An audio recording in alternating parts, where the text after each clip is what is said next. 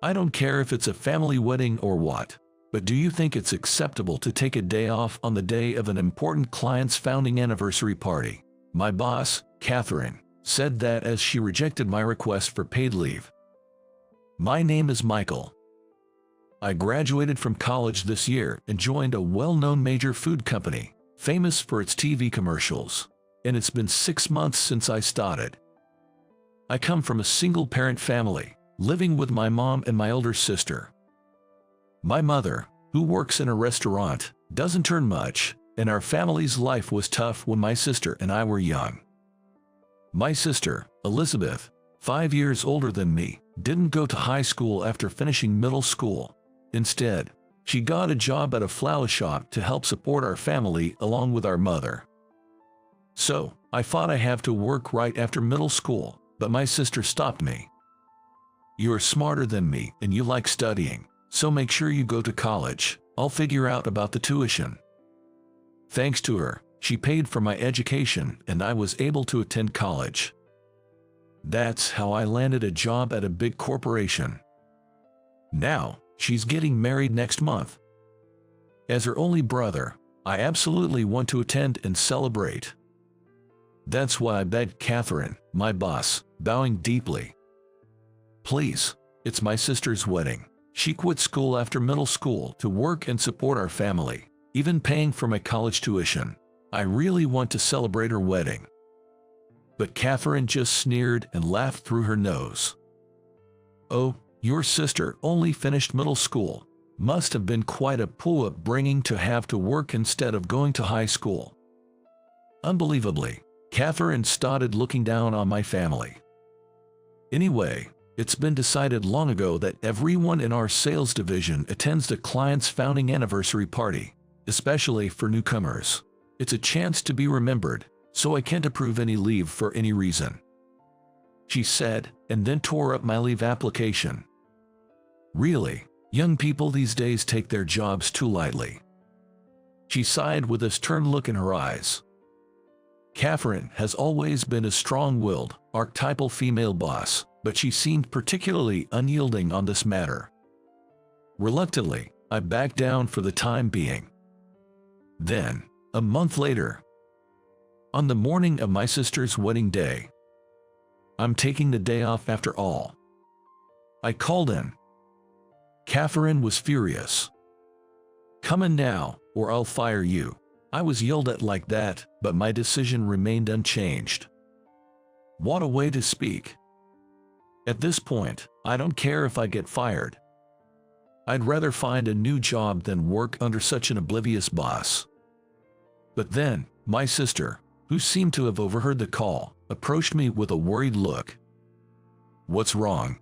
The person on the phone sounded really angry. I could hear it from here. It seemed she heard Catherine's yelling. Actually, there's a company anniversary party today. I explained the situation to her. Her face turned pale. What have you done? Go to work right now and attend the party. Forget about my wedding. But I have the right to take paid leave. I applied a month in advance, even if it clashes with an important party. It's unfair not to be allowed to take leave on such an important day.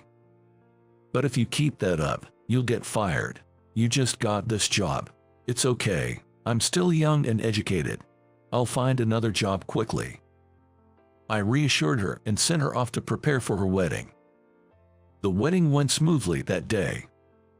But my phone, set to silent mode, was filled with numerous missed calls from Catherine. The next day, I was called in by both Catherine and our department head, Harrison. Michael, why did you take an unauthorized leave yesterday? Harrison immediately said that upon seeing me. What? I didn't take an authorized leave. I submitted my application a month in advance, but Catherine tore it up. I also called in the morning of the day. At this, Catherine turned red with anger. Don't lie, Harrison. I never received any application, nor did I tear it up. I didn't receive any call that day either. I was shocked to be called a liar. Catherine was the real liar. Then show us your phone call history. If you have nothing to hide, you should be able to show it, right? Upon being challenged by Harrison, Catherine became indignant. "That's an invasion of privacy. I can't comply." Instead, I showed Harrison the call history on my phone. It had a record of the call I made to Catherine that morning. "Catherine, it seems you're the one lying." Harrison, "But I truly didn't receive any leave application. It's outrageous to call in the morning of the day, knowing you plan to take a leave. Please fire Michael." Catherine, "We can fire a valuable employee for such a reason." Harrison defended me. "That's the way of a major corporation. Not just anyone like Catherine can fire an employee." I breathed a sigh of relief. But from that day on, Catherine's terrible harassment to me began. "You're from a single-parent family, aren't you? No wonder you dress so poorly. I bet your suit is from some cheap discount store. Remember, we're a major corporation. Please dress properly so as not to tarnish our image." She must have found out somehow that my family was a single-parent household and ridiculed me every chance she got. "Your sister probably couldn't get into a decent company either. Poor thing. Poverty seems to run in the family." I was infuriated, not just about the comments about my mother, but my sister too. My sister works at a well-known flower shop. When I retorted that, Catherine turned pale, repeating my words. "That shop? Yes, the one in front of the station." I wondered if she knew it. "Is your sister's name Elizabeth, by any chance?" Catherine guessed my sister's name correctly. "Yes, but do you know her?" "That's it. You're Elizabeth's brother." Catherine seemed not to hear me anymore and started muttering to herself. Then, on the following Sunday night, my sister called me. "Catherine from your company brought a wedding gift to our shop today." Catherine, "Why? Actually, I met her a long time ago." My sister said that and began to talk about what happened back then. It was an incident that happened 5 years ago. My sister was working at the flower shop in front of the city station that day too. With no customers around at that time, my sister looked up at the pedestrian bridge in front of the station. There was a woman there, seemingly lost in thought. The woman didn't move from that spot for 20 minutes. Eventually, she made a motion as if to lean over the railing of the bridge. Below was a wide highway, with large vehicles like trucks speeding by. She was about to jump official. Realizing this, my sister rushed out of the shop, ran up the stairs to the bridge. She then looked into her face from the side and spoke to her gently and calmly so as not to provoke her. "Ma'am, is something bothering you? I'm here to listen if you want to talk, anything at all. Oh, how about we go and have a drink together? I know a great place." My sister, seeing the woman in distress, took her hand and gently pulled her towards herself. She then went straight down the pedestrian bridge and back to the flower shop and told the manager why she was there and asked to be allowed to leave early. The manager graciously agreed. Afterward, my sister took the woman to a nearby pub and treated her a meal and some drinks. The best thing when you're feeling down is to eat something delicious and have someone listen to you. Saying so, my sister listened to her story. The woman, about a decade older than my sister at 35, shared that she had been abandoned by her live-in partner, whom she was planning to marry, leading her to despair. "I've been dumped at this age, and now I probably won't ever get married. My life seems utterly hopeless." Saying that, she cried. My sister consoled her empathetically. "I understand how sad and painful it is. I've been through a breakup too. It feels like the end of the world." As my sister showed empathy, the woman argued back. "But you're still young. You have your whole life ahead. I don't have a future anymore." However, my sister continued to encourage her persistently. "No, I don't think so. You're a wonderful person, so age doesn't matter. I am sure that one day you will meet someone who will love you with all their heart." My sister continued to listen to her complaints. Later, they went to another bar. helping the woman to vent her stress. "Thank you so much for today. I feel much better now," she said to my sister as they were leaving. "Whenever you want to relieve stress again, just call me." Saying this, they exchanged contact information, and later, she treated my sister to a meal. Shockingly, that woman was Catherine. However, after that incident, Catherine transferred to Los Angeles and they gradually lost touch. 3 years later, Catherine returned to New York, fell in love with a man she met through work, and got married. Today, she visited my sister's shop and said, "If I had jumped off that bridge back then, I wouldn't have met my husband. I'm happy now thanks to Elizabeth." She then presented my sister with a wedding gift. To think that Catherine was an acquaintance of my sister was surprising. It was surprising to learn that she had such a past.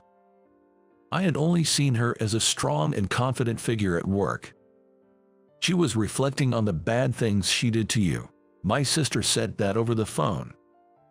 "She said she treated you the same way because her boss was tough on her when she was young, but when your boss defended you, she got angry and said a lot of unpleasant things. She's really regretting it now." Even hearing these excuses, I couldn't forgive her for trying to get me fired with lies and for insulting my mother and sister. But the next day, Catherine called me to the conference room. "Michael, I'm sorry for everything. I was wrong." She sincerely apologized to me. After meeting Elizabeth again, I remembered the importance of caring for others. "I've been terrible, trying to do to you what was done to me when I was younger, lying, being sarcastic, and just being the worst." When I remained silent, she continued, "I think Elizabeth told you, but she's my lifesaver. I really regret treating her brother so badly. I can ask for forgiveness, but I intend to change and become better." I had no intention of forgiving her, but I couldn't ignore such a sincere apology. "I was wrong too. Taking a leave without your approval was wrong, but I will never forgive you for mocking my mother and sister." Catherine looked at me as if seeing something amazing. "Michael, you really care about your mother and sister." "Of course, I was able to go to college thanks to them." "That's wonderful. I'm truly sorry for how I spoke about them. Let me treat you tonight. How about we go for a drink? Oh, why don't you invite Elizabeth too?" So, I reluctantly agreed, and that night, Catherine, my sister, and I went for drinks at a pub near the office. Catherine shared various stories about her younger days at the company. Catherine was discriminated against by her then manager, Harrison, just because of her gender, and treated harshly. She had been looked down upon a lot, such as "just because you're a woman or women are always like that." At that time, Harrison was particularly focused on a client, and when Catherine's grandmother passed away, the funeral clashed with the client's founding anniversary party. When Catherine asked for paid leave, Harrison was furious. "If you take leave, you'll be fired." Upon hearing that, she tearfully attended a party instead of her beloved grandmother's funeral. Because of such experiences, Catherine, now a supervisor, ended up doing the same thing to me, her subordinate. It was the worst way of thinking, doing to others what was done to me. I should have taken it as a lesson of what not to do. Seeing Elizabeth after so long made me feel ashamed of what I was doing. "Understood, Catherine. Realizing it is what's important." My sister said that and comforted Catherine. Looking at my sister, Catherine said, "I didn't know, but it was wrong of me to mock someone as good as you." Then I told her, "Learn from this and never judge or look down on people based on their education or family background, no matter who they are." Catherine then shrugged her shoulders in embarrassment. "I've reflected on it. I won't do it again." Since then, Catherine stopped being harsh to me. She became known for being kind not just to me, but to all the employees. And sometimes, Catherine, my sister, and I would go out for drinks together. Thus, Catherine and I, while being supervisor and subordinate, built a good relationship without any awkwardness.